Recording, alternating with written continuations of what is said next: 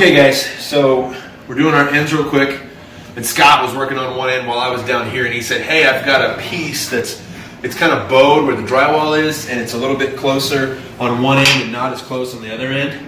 So basically that doesn't matter as much. And here's your gauge. Take a piece of trim, which is obviously going to go back over the top of your wood.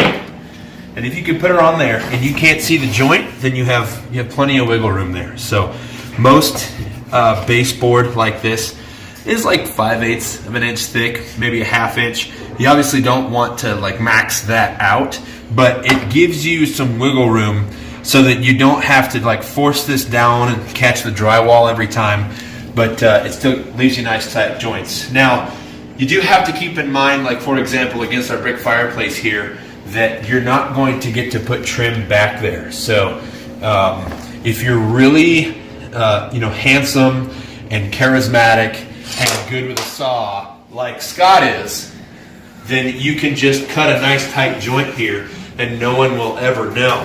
The other option is that you can take a piece of quarter round or a base tube, which are both products that you could ask for at like a local hardware store. Something that either matches the floor with a pre-finish on it or is a white similar to the baseboard that you're going to put on the wall, and you can glue something in here.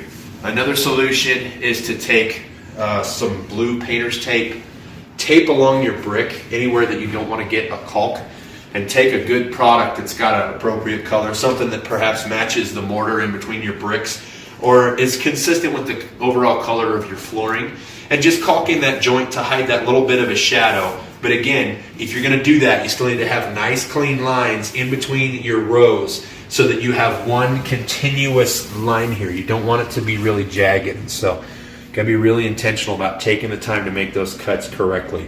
Obviously against brick and mortar, you're not going to get a perfect tight joint unless you're going to actually mortise it, like actually take a jigsaw and cut in between every single thing, which I would only do if you're dealing with a rock fireplace that's staggered. In this case, you just need to make a nice straight line and either caulk in the joint or put some kind of a little piece of trim over the top of it.